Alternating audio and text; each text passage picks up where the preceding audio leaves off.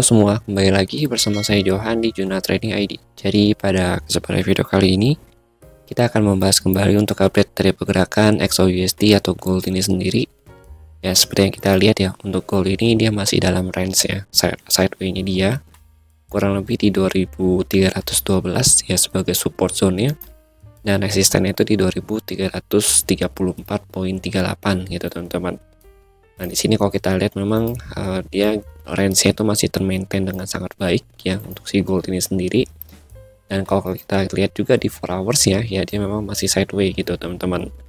Nah cuma kalau kita lihat memang kemarin ya hasil dari report dari si GDP ini sendiri ya, kuartal 1 ini sangat turun ya dari 3,4 di forecast ke 2,5 dan actual itu adalah 1,6% gitu.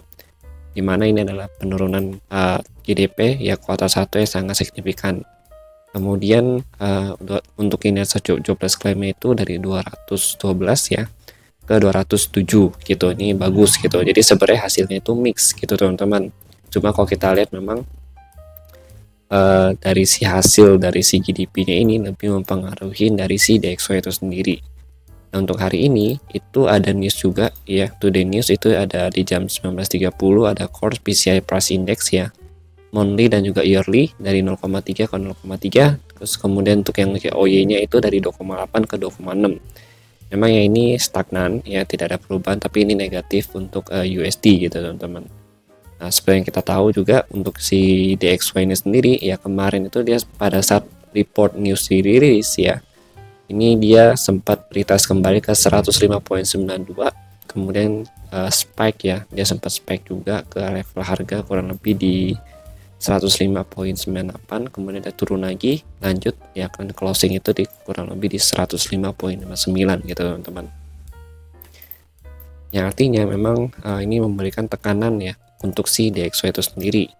Dan kalau kita lihat juga dia sudah break dari area supportnya dia nih ya di 105.59.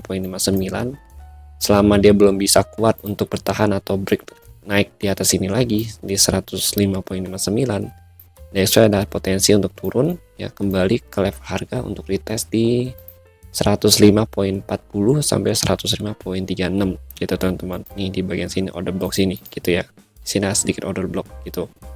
Nah, kalau misalkan siang hari ini ya atau hari ini dia berhasil closing di atas 105.59, berarti dia ada potensi lagi nih untuk main kembali naik ke level harga sini di 105.45 sampai 105.92 gitu teman-teman. Oke, lanjut lagi.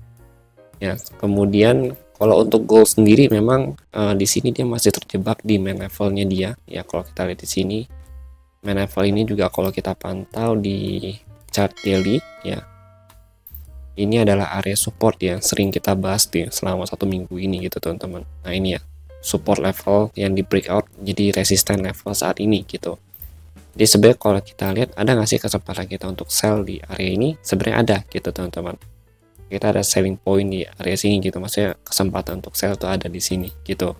Cuma memang saya mungkin akan tunggu kurang lebih nanti jam 9-an ya atau jam 10-an atau pada saat sesi London ya, selama misalkan masih di 2330 dan memang ada konfirmasi sell, saya akan coba masuk sell di area sini gitu. Dengan stop loss saya mungkin nanti agak tinggi ya, di spekan sebelumnya di sini itu kurang lebih di level harga 2336 gitu ya gitu. Tapi let's see ya nanti bagaimana. Targetnya di mana bang? Kalau misalkan kita sell point di sini, targetnya udah pasti jelas banget itu di bawah sini sebagai target final kita. Itu di 213 ya. 2312 sampai 2319-an gitu. Tapi untuk yang terdekatnya nanti mungkin kita akan ambil kurang lebih di 2324 gitu teman-teman. Karena sini juga ada beberapa support dan resisten atau zona untuk si gold itu sendiri gitu.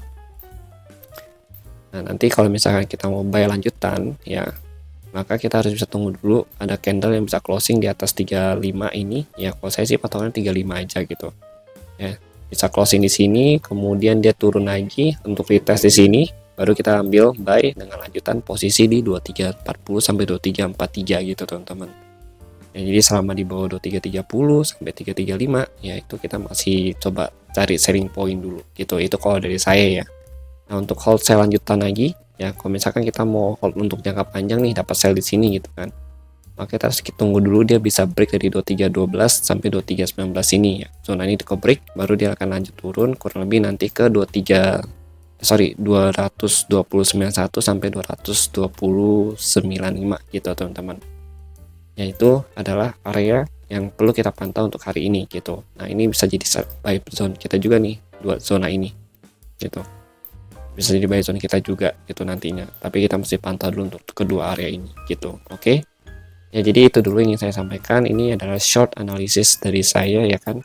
Nah, ini kalau misalkan selling point pertama di 2340 ya, 2343 begitu dia breakout dari 35. Nah, selling point kedua itu ada di sini. Di 2356.36 sampai 2364.42 gitu. Ini selling point selanjutnya gitu, atau bahasa itu ini kayak selling point 1, selling point kedua, ini selling point ketiga gitu teman-teman. Ya, jadi gitu dulu yang ingin saya sampaikan. Terima kasih bagi yang sudah nonton dan sampai jumpa pada video berikutnya.